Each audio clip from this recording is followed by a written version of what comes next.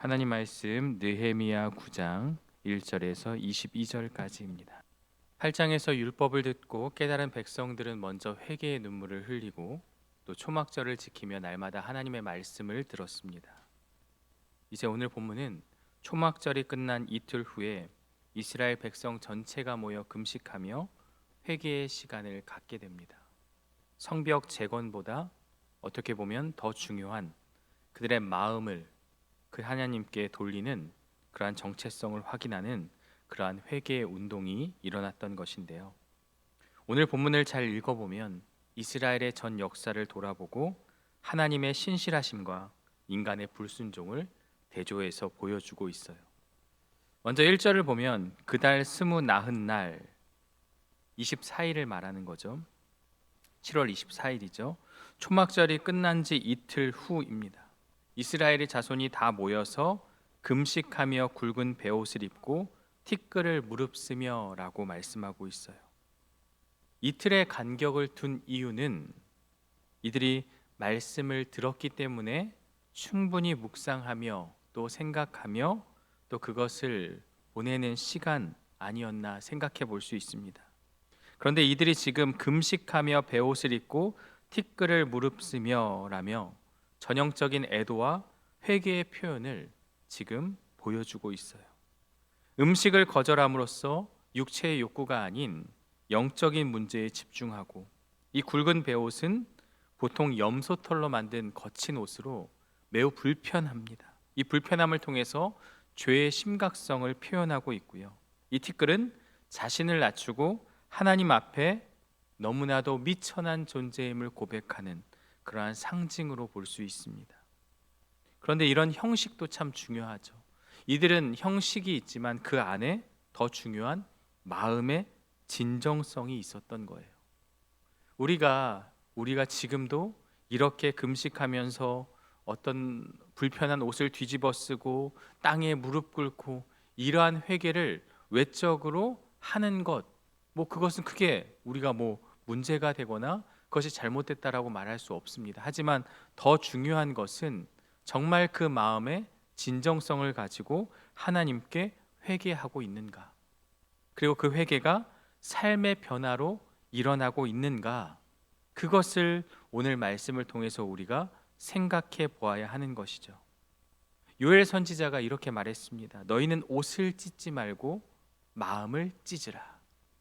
외적인 어떤 보여지는 것도 중요하지만 더 중요한 것은 마음 깊은 곳에 있는 그 마음을 하나님을 향하여 돌려야 한다는 것을 우리에게 말씀하고 있어요. 우리에게 중요한 것, 그리고 하나님이 원하시는 것은 형식적인 회개가 아니라 마음의 회개라는 거죠. 그리고 지금 이스라엘 백성들은 그 마음이 외적인 모습으로 드러나게 된 것입니다. 그래서 2절에 보면요, 이방 사람들과 절교하고 서서 자기의 죄와 조상들의 허물을 자복했다라고 기록하고 있어요. 이 절교라는 단어는 히브리어로 바달이라고 하는데 분리한다라는 의미가 있어요. 그러니까 거룩의 개념이에요. 잘못된 것과 구별되어서 살아가는 것. 이방 사람들과 절교한다는 게 말하지 말라 이걸 말하는 게 아니죠. 무엇을 지금 꼬집어서 이야기하는 것입니까? 계속해서 이들의 문제는 이방 사람들과의 통혼에 있었던 거예요.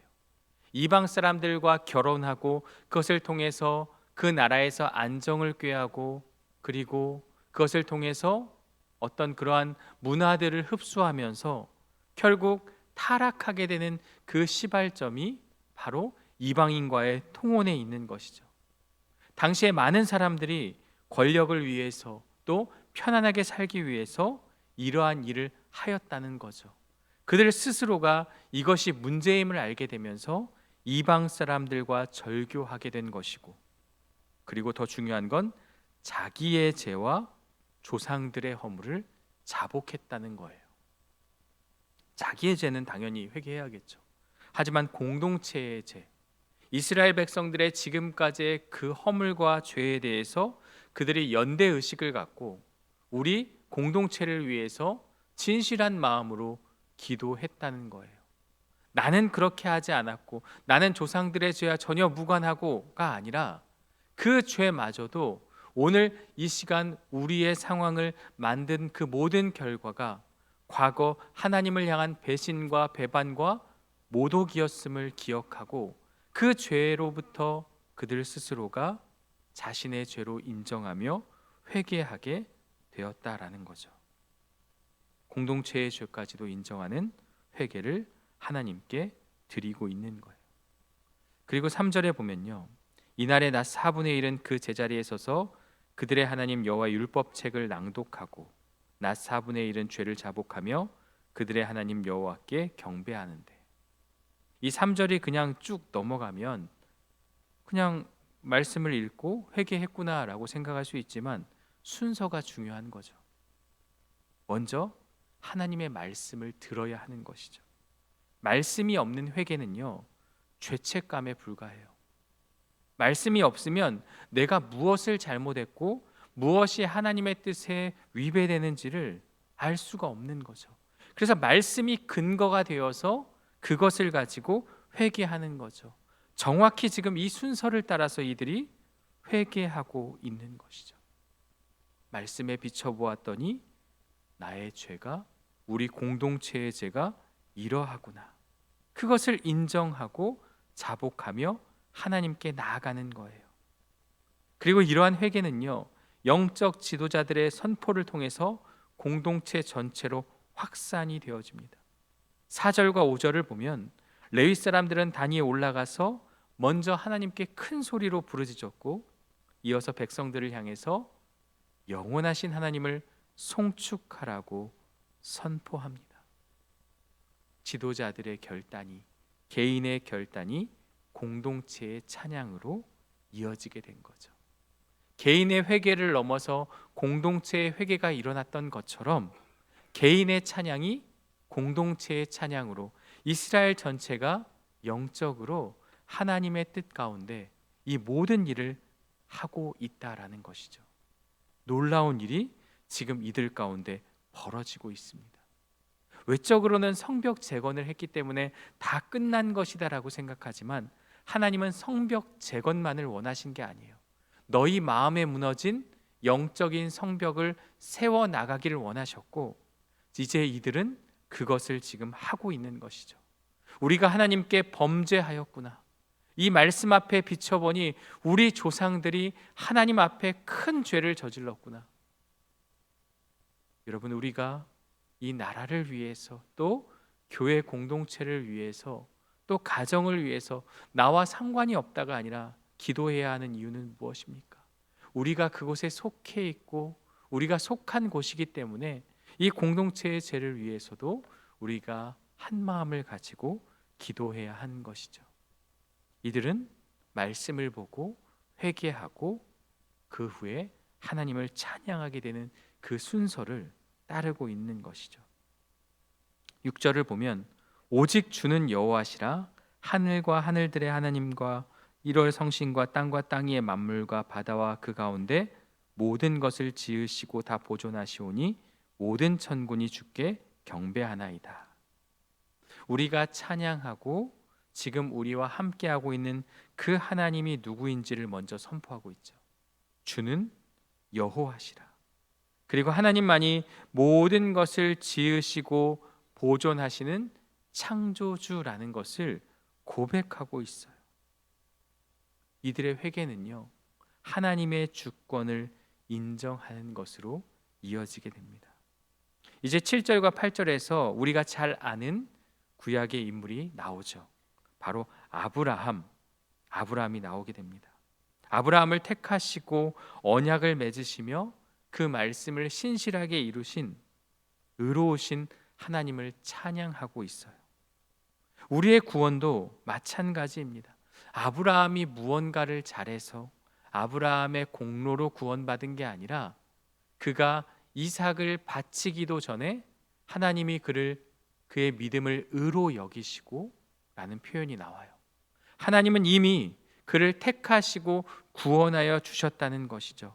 그의 어떤 행위와 어떤 믿음의 모습을 보고 그것을 통해서 구원하신 것이 아니라 우리 하나님께서는 주권적인 선택으로 말미암아 그 신실하심에 근거하여서 아브라함을 택하신 것이죠. 바로 저와 여러분들도 이러한 선택 속에서 우리가 택함을 받았고 그 신실하심이 우리와 지금도 함께하고 있는 것임을 기억한다면 우리의 공로를 주장할 수 없는 것이죠. 계속해서 출애굽 사건이 이어집니다. 하나님을 찬양하고 하나님을 선포하는 그 과정에서 이들은 과거를 생각해 보니까 우리에게 있어서 가장 큰 사건인 출애굽의 역사를 기억하고 있어요. 놀라운 이적과 기사로 바로를 꺾으시고 홍해를 가르시고 구름 기둥과 불 기둥으로 인도하신 그 역사를 생생하게 고백하고 있어요. 이스라엘이 자격이 있어서가 아니라 하나님의 은혜와 능력으로 말미암아 얻은 구원을 찬양하고 있습니다. 광야에서도 하나님의 돌보심은 완벽했습니다. 시내산에서 율법을 주셨고 안식일을 통해 쉼을 허락하셨고 굶주릴 때는 하늘에서 만나를, 목마를 때는 반석에서 물을 내려 먹이시고 입히신 하나님의 세밀하고 위대한 그 사랑을 기억하고 있습니다. 그런데 문제는요, 이스라엘의 모습이죠. 16절에서 18절을 보면요, 이스라엘이 어떠했는지를 고발하고 있어요. 16절을 볼까요? 그들과 우리 조상들이 교만하고 목을 굳게 하여 주의 명령을 듣지 아니하고. 하나님의 놀라운 은혜와 공급이 쭉 기록되어 있죠. 그런데 은혜를 받았지만 그들은 교만하고 목을 굳게 하였다. 애굽으로 돌아가기 위해 지도자를 세우자라고 말했고 금송아지를 만들어서 하나님을 크게 모독하게 됩니다. 여러분, 이 문제가 어디에서 비롯되었을까요? 저는 망각이라고 정의할 수 있습니다. 하나님의 은혜를 잊은 그 순간, 지금까지 베풀어 주신 그 하나님의 은혜를 잊어버린 순간 그들은 우상을 만들게 되고 하나님을 멀리하게 된 것이죠. 출애굽의 기적을 잊어버렸어요. 홍해를 가른 일을 망각했어요.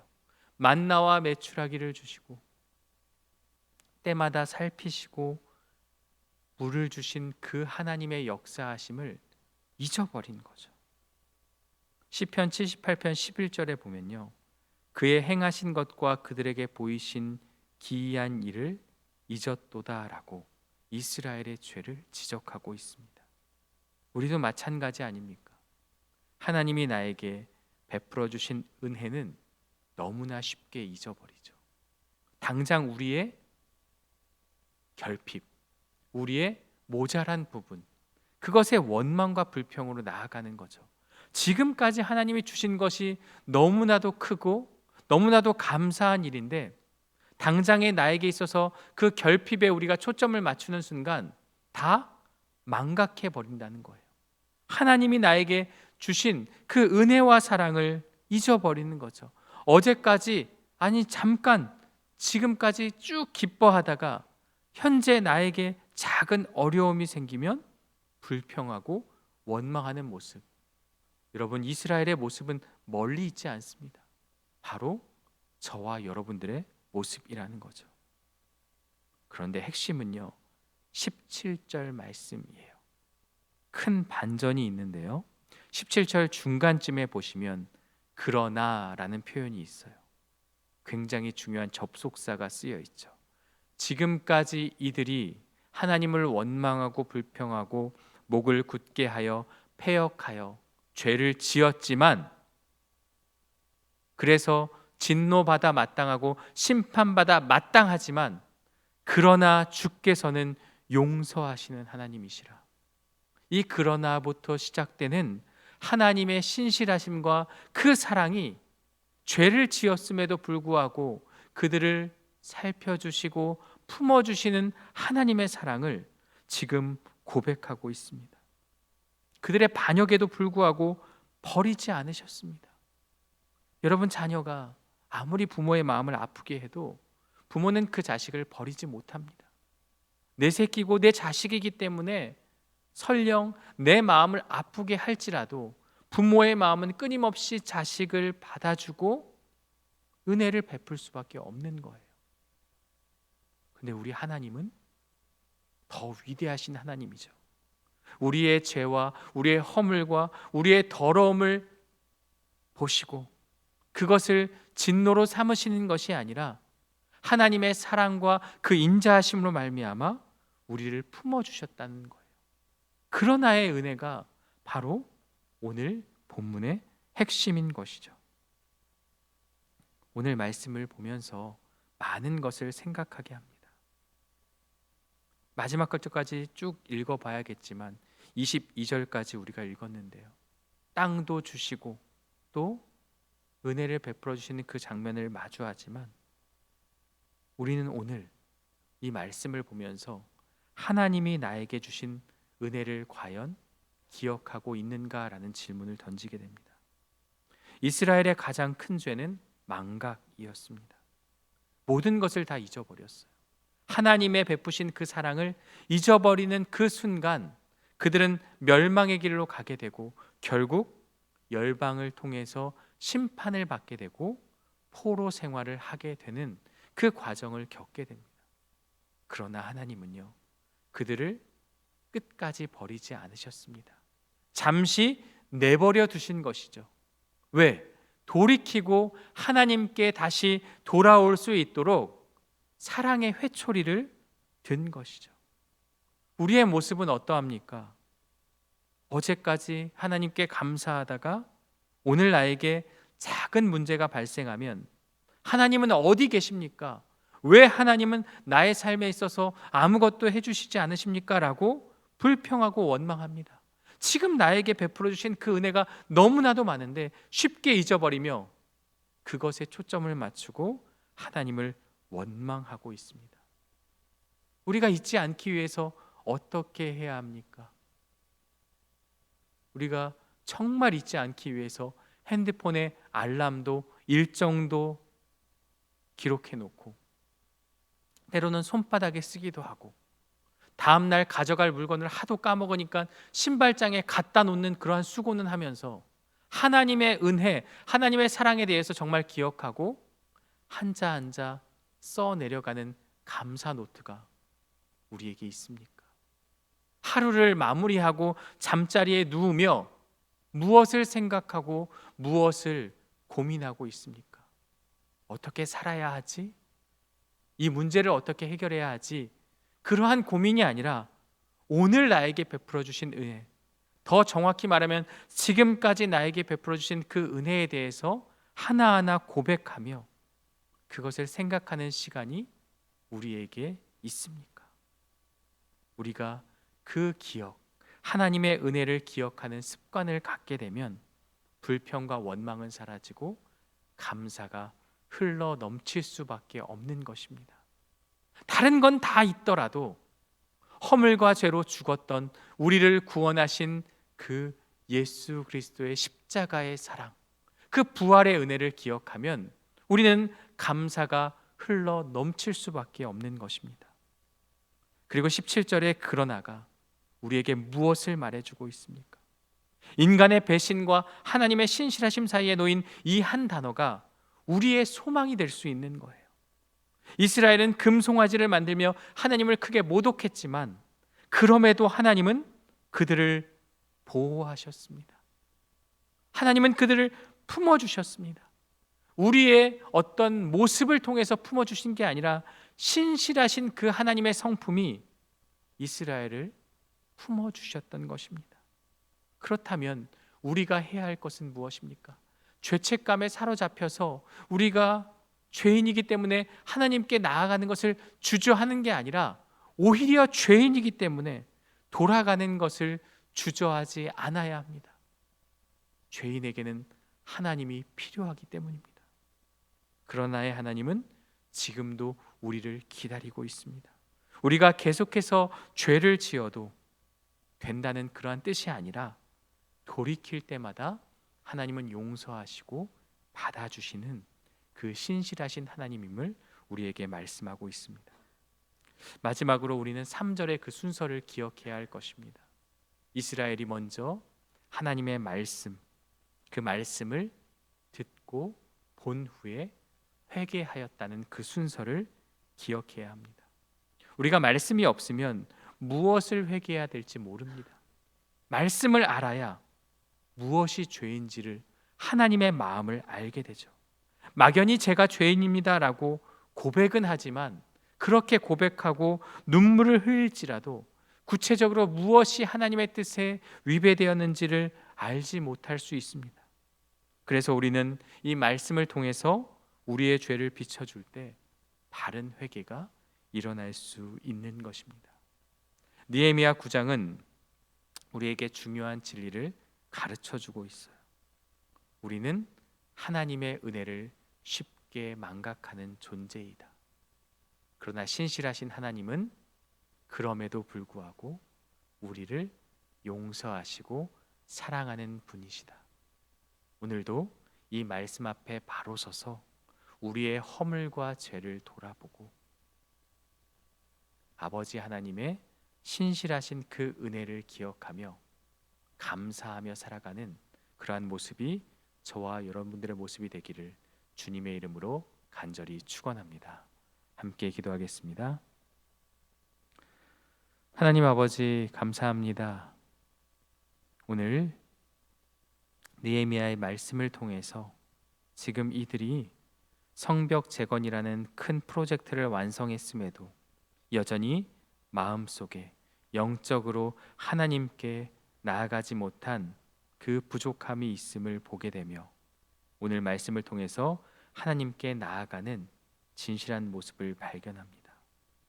이스라엘의 문제, 은혜를 망각하고 하나님의 은혜를 저버린 것임을 기억하고, 오늘 나에게 베풀어 주신 그 하나님의 은혜와 그 사랑에 감사하는 우리 모두가 될 수 있도록 인도하여 주옵소서. 나에게 있는 그 결핍과 부족함에 초점을 맞추는 것이 아니라 지금까지 나에게 베풀어 주신 놀라우신 하나님의 은혜, 허물과 죄로 죽었던 우리를 용서하시고 구원하신 그 예수 그리스도의 십자가와 부활의 은혜를 생각하며 날마다 감사하며 살아가는 우리들의 모습이 될 수 있도록 인도하여 주옵소서. 오늘 우리에게 주신 그 말씀이 우리의 삶의 기준이 되게 하여 주시고, 무엇이 우리의 죄가 되고 무엇이 하나님의 마음을 아프게 하였는지를 이 말씀을 통해서 깨닫고 진정한 회개가 우리 안에 일어날 수 있도록 인도하여 주옵소서. 예수 그리스도의 이름으로 기도드리옵나이다. 아멘.